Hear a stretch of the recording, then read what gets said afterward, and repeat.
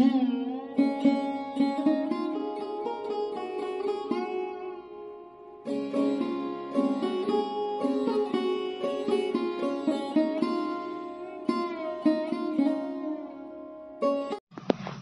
কিন্তু আমার ছেলেকে আমিই পড়তে বসাই, কিন্তু আজকে আমার ছেলের আবদার ছিল যে ওর দাদার কাছে পড়বে, মানে হচ্ছে আমার ভাগনা কালকেই এসেছিল, তো ওর কাছেই পড়বে বলছিল।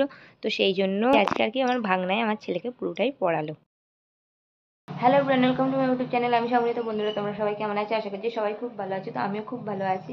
তো দেখতেই পারলে যে আমার ছেলেকে পড়তে বসেছিলাম, কিন্তু ও পড়লো যে সম্পূর্ণ দাদার কাছে, কারণ আমার ছেলেরই আবদার যে না মা, আজকে আমি তোমার কাছে পড়বো না, আমি দাদার কাছে পড়বো।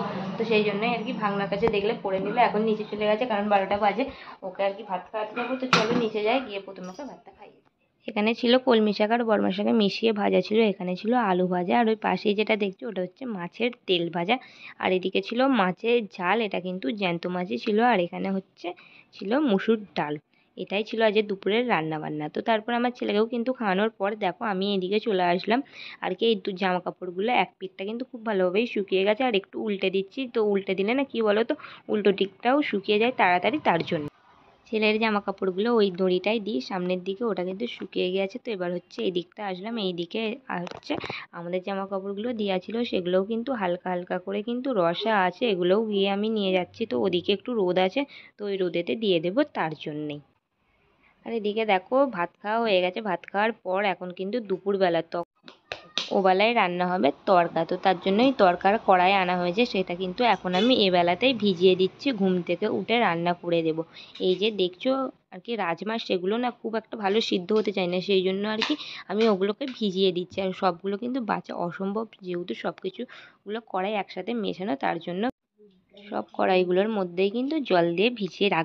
বিকালবেলা ঘুম থেকে উঠে পড়েছি, হাতে দেখো এখন দুটো বোতল আছে, মানে আমাদের উপরের জলের বোতল দুটোই পুরো শেষ।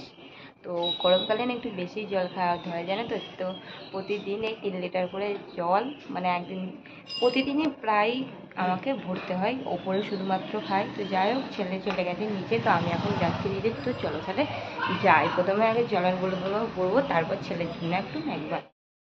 তো ছেলের জন্য দেখো এদিকে আমি ম্যাগিটা বানিয়ে নিলাম, কারণ ও বিকালে বিস্কুটটাই খাই, কিন্তু বিস্কুটটা কি বলো তো শেষ হয়ে গিয়েছিল, তো সন্ধেবেলায় আনবে, তার জন্য এখন ম্যাগি বানিয়ে দিলাম। তারপর এদিকে আমি আর কি প্রেসারে বসিয়ে দিয়েছিলাম আর কি কড়াইটা সিদ্ধ করার জন্য। এখানে কড়াইটা সিদ্ধ হয়ে গেছে, তার মধ্যে আমি এগুলো দেখো মানে যেগুলো লাগবে সেগুলো আর কি এদিকে জোগাড় করে নিলাম। এদিকে আদা রসুন বাটা, টমেটো আর পেঁয়াজ একেবারে ছোট ছোট করে কুচি, আর একটা কিন্তু ডিমও লেগেছিলো। আর এখানে যেটা মেন সেটা ছিল হচ্ছে তরকার মশলা।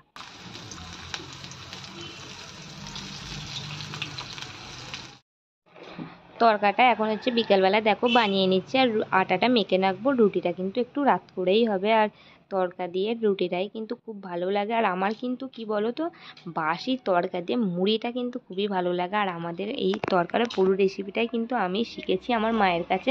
আমার মাও কিন্তু খুবই ভালো তরকা বানায়, আর আমার মা যখন বেশি বেশি করে বানাতো না, পরের দিনে যখন থাকতো সেটা দিয়ে মুড়ি খেতে যা লাগতো, বন্ধুরা কি বলবে।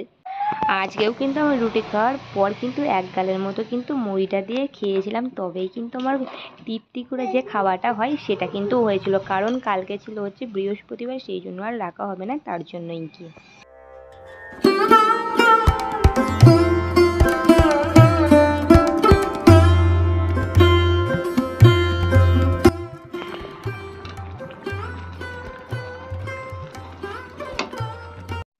তারপরে দেখো আমার ছেলে এখন জুতো পরে রেডি হচ্ছে, কারণ ওর দাদানের সঙ্গে ও যাবে হচ্ছে এখন ফুচকা কিনতে। তো তার জন্যই দেখো এখন কিন্তু বেরিয়ে পড়েছে হাতটা ধরে। তো তারপরে কিন্তু ফুচকাটা পাইনি, তো সেখান থেকে বাপি অন্য জায়গা থেকে আর কি একটু সন্ধে সন্ধে গিয়েই দেখো ফুচকাটা পেয়েছিল, তো এখন নিয়ে আসলো। তো নিয়ে আসার পর এখন দেখো সবাই মিলে প্রথমে টিফিনে কিন্তু ফুচকাটাই খাওয়া হয়েছিল। সন্ধ্যার পর থেকে কিছুই তেমন করিনি, সেই জন্য কি বলতো ভিডিও শ্যুট করাও হয়নি একেবারে। তারপরের দিনে দেখো স্নান টান করে চলে আসলাম। এখন ভালো করে মাথাটা প্রথমে আঁচড়ে নেবার, চুলে যা জট পাকিয়ে যায় বন্ধুরা কি বলবে। তো সেই জটটা প্রথমে হালকা করে ছাড়িয়ে নিচ্ছি। আর আমার জট ছাড়াতে অসুবিধা হয় না, কারণ হচ্ছে আমি প্রতিদিন কিন্তু চুলটা পুরোভাবে ভিজিয়ে রাখি না, তার জন্যই গিয়ে। তো প্রথমে চুলটা দেখো সুন্দর করে আঁচড়ে নিলাম। এখন কিন্তু সিঁদুরটা প্রথমে পরে নেবো, তারপরে গিয়ে হচ্ছে নিচে যাব।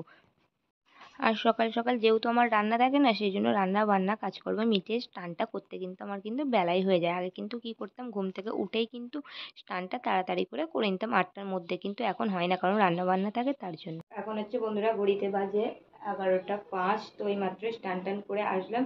তো এখন প্রথমে আগে ঠাকুরকে প্রণাম করে নেবো, তারপরে গিয়ে হচ্ছে গিয়ে খেয়ে নেবো। তো টিফিনটা আমি এমনিতে প্রতিদিন খিচুড়িটাই খাই। তো চলো তাহলে, আজকে এখনো জানি না যে আমার বর খিচুড়িটা অঙ্গনারী স্কুল থেকে এনেছে কিনা, তো আগে দেখবো, তো তারপরেই তোমাদের তো বলবো। আজকে আর আমার বর কিন্তু অঙ্গনওয়াড়ি স্কুলে যায়নি, সেই জন্য আমার আর আজকে খিচুড়ি বা গরম ভাত খাওয়া হয় না। এটা কিন্তু ভাতই খাবো, কিন্তু এটা কালকের পান্তা ভাত, তো কালকে ছিল, তো সেটাই আর কি জল ঢালা ছিল, তো সেটাই হচ্ছে আমি এখন খেয়ে নেব। আর পান্তা ভাত খেতেও কিন্তু আমার খুবই ভালো লাগে। আর তেমন কিছু দিয়েই খাবো না, খালি ওই যে চানাচুর আছে ওটা দিয়েই খেয়ে নেব। তো দেখো, ধুয়ে প্রথমে কল থেকে ভালো করে নিয়ে চলে আসলাম। তো নিয়ে আসার পর এতে তেল, নুন, একটু লঙ্কা দিয়ে দেবো, ব্যাস ওটা দিয়েই আমার খুব ভালোভাবেই খাওয়া হয়ে যাবে। আর এদিকে কিন্তু দুটো আলু ভাজাও নিয়েছি, কারণ সকাল থেকে আলু ভাজাও রান্না হয়েছে, সেটা নিয়ে নিয়েছি। আর এদিকে ঝাল ঝাল করে ভাতটা যা লেগেছিল খেতে। এখন হচ্ছে ছেলেকে পড়তে বসিয়েছিলাম, তো একটু আগেই পড়তে বসিয়েছি। তো এখন পড়ার মানে মাঝখানটাই। তো ও আর কি 11:30টায় পড়তে বসেছিলাম, এখন কিন্তু 11:15 বাজে। তো তার আগে তোমাদের ভিডিওটা তো আমি শেষ করতে পারিনি। আর আমার ছেলে কি আগে, এই যে দেখো আমার ছেলে এইগুলো লিখছে, এদিকে 1 2 লিখছে। আর তো যাই হোক বন্ধুরা, তোমাদের এক ঝলক দেখাবো বলেই আসলাম। তো ভিডিওটা আর এখানেই শেষ করছি, দেখা হচ্ছে আবার একটা নেক্সট ব্লগে। সবাই ভালো থেকো, সুস্থ থেকো।